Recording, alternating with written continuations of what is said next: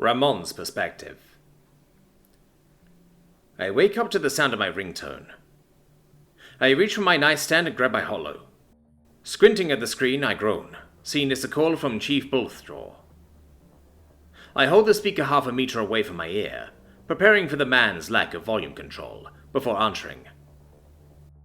Vasquez, get up and get dressed. We've got a trank Terran perp in custody, and we need some of your detectorization magic worked on the scene before she wakes up. Booms the oddball, with a love of Terran cop dramas, who seems to have built his entire personality around the embattled, hard-ass police chief archetype. I know better than to expect an apology for waking me up at this hour, Chief, but could I at least get a good morning? I quip. Don't get cute with me, Vasquez. It's my ass on the line if you screwed this up. Chief, I haven't even got out of bed yet. I'm in no danger of screwing this up. I'll be right in. Or do you want me to go straight to the scene? I respond. Straight to the scene. You're on the clock from the moment you cross the guard line. Be quick about it. Oh, and Vasquez? Yes, Chief? Is Officer Jibel with you? I'm here, Chief, breaks in my wife sleepily. Good. You come too. The officers on the line need relieving, so I'm moving up the start of your shift to as soon as you can get there, he says, before hanging up without a goodbye. Love you too, boss, quips the wonderful Thranpage woman sharing my bed, without opening her eyes. I lean over to give her a tender kiss before saying, All right, Dormilona, you know we got to get up. She frowns. A few more minutes surely won't hurt. I chuckle. You're happy to say that to Bulthjaw when he summons us into his office to explain why we weren't there the instant he called us? She moans and shakes her head before pulling herself upright, with visible force of will. She rises from the bed before stretching up to more than her already towering 232 centimeters, by standing on the points of her hooves and raising both arms to the ceiling. 15 years of marriage, and I'll still never get tired of the sight of my underwear-clad wife stretching out when she wakes up. I quickly throw on my clothes, go to our bathroom to comb my hair, clean my teeth and splash some cold water on my face, before walking to our kitchen, setting some imported coffee to brew for myself, and some hot water for Jul. I grab some bread buns from the stasis fridge, and wolf down free while I wait for the coffee. I only need sustenance for the day ahead, so I don't bother with butter or anything. I take out 2 thermoses and fill one up with pure dark coffee, all the way from my homeland. The other I fill with the hot water, before taking out a pipette, measuring 5 milliliters out of my thermos, and squirting it into my wife's hot water. I think for a moment before adding another 2 milliliter, stirring it thoroughly and seeing them both. I hail a transport and give it the coordinates Bulthjaw messaged. I make my way back to our bedroom, carrying both thermoses by their handles in one hand, and a single bun for Jaw's breakfast in my other. She's still not finished getting her uniform on, so I lean against the doorframe and admire her. She smirks over her shoulder before play-acting a phone call. Yes, hello? HR? I need to report an incident of sexual harassment. I was changing into my uniform when I caught a fellow guardsman staring at my ass. Detective Vasquez. Yes, that's him, from Terran Crimes. I laugh. After all the things you did and said when we first met, Jul, I don't think you can complain about a little staring. Especially since we've been together for 23 years and married for more than half of that at this point. She pulls a mocking pout. I couldn't help myself. You just look so sexy in that armor. I smirk. So sexy it made you forget that I was an occupier, and thus prohibited from fraternizing. Yes, well, didn't stop us getting together after you relocated here, did it? She grins. It didn't. Would you like me not to stare, Jul? Would you prefer I act more like the 50-year-old I am than the 20-something I look like? No, stare away, she answers immediately, before fastening the last strap on her uniform, picking up her shock staff and walking to me. I hold up the single bread bun, more than enough calories for a Thranpage woman's breakfast, which she takes before pointing at one of the thermoses and asking, Colombian blend, 1% dilution? I shake my head. Made it a tiny bit stronger for you today, mi Veda. Figured you'd appreciate it. She gives me a very Terran-looking grin before saying, "You know me so well, sweetheart." We kiss one last time before making our way to the roof of our apartment building to meet the transport. As we fly, I take the opportunity to read through the details that Roofjaw sent. Single suspect in custody, Terran, human, Neanderthal, female, 25 years old.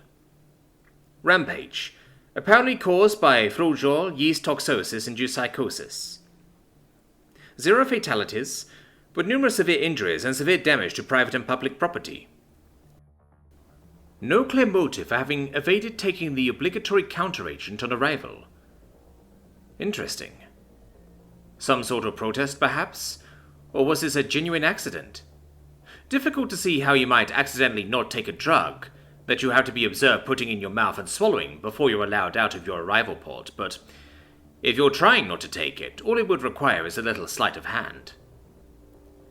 It's difficult to believe one single woman could possibly have caused the amount of damage that the preliminary credit estimate would suggest, unless she was either in an art museum or had access to a tank. But then, looking at this woman's height and weight figures, perhaps this brief was just written by someone who's hopelessly bad at estimation. I look out the window as the transport informs us we're almost at our destination, and exclaim, "Madre de Dios! I've not seen a street that looked like that since the war." Was this a coordinated stunt? Is this girl just the only one we've caught, or did she actually manage to retain an ability to pilot heavy machinery through her psychosis? One girl surely didn't do all of this herself. We touch down, and I stride from the transport towards the unfamiliar guardsman on the line. The stern-looking bull holds up his hand to me and says, "Sir, this is a crime scene. I can't let you through. I have to ask that you step back." I flash my holo, display my guard credentials, and answer, "Detective Ramon Slufrasquez, Terran Crimes Division. I'm with the Frujol Guard. I believe you're expecting me." Surprised, clearly having thought I was just a rubbernecker, the big man does a slight double-take before uncertainly saying, Yes, sir, right this way. He's clearly just realized that he has to choose between supervising me or manning the portion of the line he's been assigned. "I believe my wife will be able to cover your spot here," I say, gesturing back to Joel, just catching up to me. "Alternatively, I'm sure I'll be able to find my own way." I gesture to the fairly clear trail of destruction. He considers for a moment, then answers, "Go on through, both of you. Find the local patrol sergeant to find out who you're relieving." That latter, addressed to Joel. I nod, and both of us step through the holographically projected line. Spotting the woman who looks like the local patrol, my wife smiles. "I'll see you tonight, baby." "Later, mi vida," I smile back as we part. I pick my way through the street, stepping over a felled streetlight that, from the looks of it, was crumbled by a single blunt force impact, and through scattered pieces of rubble. This truly looks like the aftermath of a battle. One woman did all this? I trace the destruction back to a building, with a conspicuous several-meter-wide hole punched through one of its walls. I walk up the steps, through the open door, and see a small group of guardsmen talking with the one I'm inferring to be the proprietrix. "Hello, ma'am. My name is Detective Vasquez. Are you the owner of this establishment?" I ask with courteous professionalism. "I am," she answers, eyeing me suspiciously. It's a tiny bit insulting that she's apparently unable to mentally separate me from the Terran who just reduced her place of business to a bomb site, but I don't let my irritation show as I ask, "Do you have surveillance in your bar?" "Of course," she huffs. "Would I be able to see a recording of the incident?" Later. I watch as the group that the perpetrator was with enter the bar. They consist of 8 humans, 6 sapiens, a Tshwan, and our Neanderthal pup, a Felis, a Raquali, and a woman of a species I don't recognize, but that the metadata informs me is called Don. The Neanderthal carries an enormous cartoonified rodent plushie. Looks like a prize from somewhere. I make a mental note to check nearby amusement parks and arcades for any that recall an orange-haired human winning a top prize yesterday. I watch at 3 times speed, still able to comprehend every word spoken at that table, a talent I acquired almost by accident in my youth. I slow it down to normal speed, every time a drink is purchased by or for the Neanderthal, watching for any evidence that any of the drinks were tampered with, in any way, either while being poured, on their way from the bar, or at the table. I see nothing. I watch as the girl's biometrics steadily progress, more or less perfectly tracking the symptoms of yeast toxicosis. Then it starts. I pause, wind back a few seconds, and bring the hologram feed down to 1.5 times normal, which feels positively glacial after all that time and 3 times. The table belonging to the group is occupied by 5 people. The Raquali is sat by the window, nesting on the top of the puffed rodent toy placed on the table. An East Asian woman, Japanese if her language is anything to go by, is sat directly across from a copper-haired white man, British if I'm placing his accent right, talking up a storm about nothing in particular. The Don woman is sat on one side of the Brit, and the Neanderthal, now looking thoroughly spacey, is set on the other side of the East Asian. "Because Superman is already a subversion," declares the Brit. "If immediately becoming a massive arsehole is what you'd expect someone to do with unlimited power, then what if he was good is a subversion? What if Superman was actually a massive prick unsubverts him, don't it?" The Raquali seems to, at this point, notice that there's something up with the Neanderthal. "Miss Hunter," she says, her concerned voice raising to a loud enough volume that it, mercifully, causes the Brit to shut up about bad Superman media, and every eye to turn to the woman on the verge of a psychotic rampage. The orange-haired woman raises her fist into the air, and slams it down into the sturdy Terran table. Her hammer blow crashed the table in half. The Brit and the Dom manage to react fast enough that their legs aren't under it when it falls. The Japanese is not so lucky. She lets out a blood-curdling scream of pain as the table comes down and, according to the annotation at least, breaks her leg. The Raquali is able to dismount the plushie fast enough to avoid sliding into the middle of the table with it. The Brit, Don, and Neanderthal are all on their feet.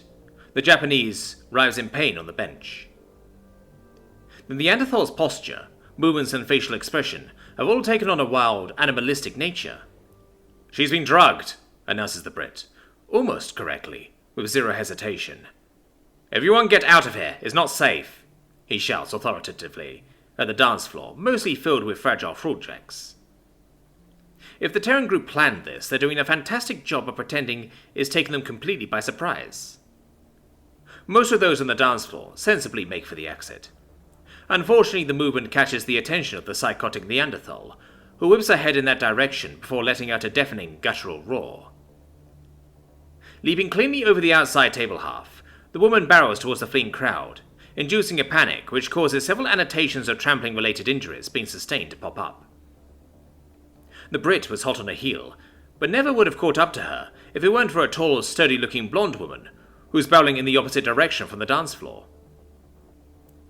The two of them collide and the blonde is sent flying. She impacts a pillar and sustains a broken back. The Neanderthal is barely slowed, but the Brit is just about able to catch her ankles by launching himself to the ground, causing her to fall forward. From the way that blonde went flying, I think it's safe to assume that the Neanderthal has the strength to free herself from the Brit's grasp, but her legs just aren't long enough to allow her the leverage to escape his long arms. There follow several long seconds of enraged thrashing, with the Brit hanging on for dear life.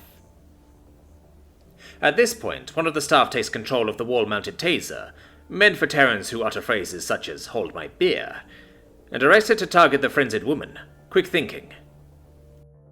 There's a puff, but unbelievably, the woman's hand reflexively shoots out to snatch the prongs out of the air before they make contact.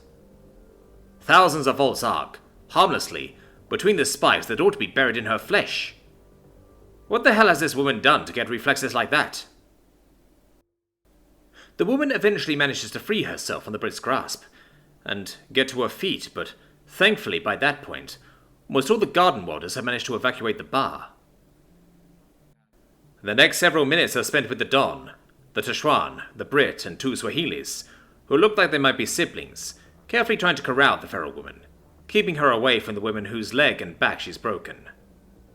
The Felius and a small Sapiens woman who were with the group, wisely, in my view, chose not to involve themselves in the containment, evacuating with the garden warders so as to put themselves out of harm's way. The Requali decided to do the same by the simple expedient of flying to the balcony, overlooking the dance floor, and perching on its railing. A lot of property damage occurs. One by one, the containment group all sustain debilitating injuries. Having neutralized each one, she makes no move to finish them off, but given her apparent mental state, I think it's safe to say that no act of mercy, being instead logic that would have made sense to her in her psychosis, but I'm sure wouldn't be coherent to anyone else. Maybe she just doesn't realize that they're still alive. The Brit's the last one standing, but he's taken several heavy blows, and is unable to move quickly enough to stop her charging her way straight through a brick wall, leaping down to the street 4 meters below. He follows, and I switch over to the feed from outside. She spends a long time stampeding around the street, picking on objects that she seems to think deserve her ire. I see her bring down their street lamp by punching it. The Brit shadows her at a distance, but she seems to have either not noticed or decided he isn't worth her time. She's almost run out of steam when a task force of Terran suppression officers show up on floating platforms, wisely staying far enough from the ground to not be in jumping range, and armed with tranq rifles. The Brit rushes forward and grabs the Neanderthal, immobilizing her for the guards to take aim. A shower of darts fall on the pair, as the woman fights to be free. Most miss, striking the ground. A few hit the Brit, but enough manage to find their mark. The woman slowly loses her fight and slumps limply to the ground, shortly followed by the man.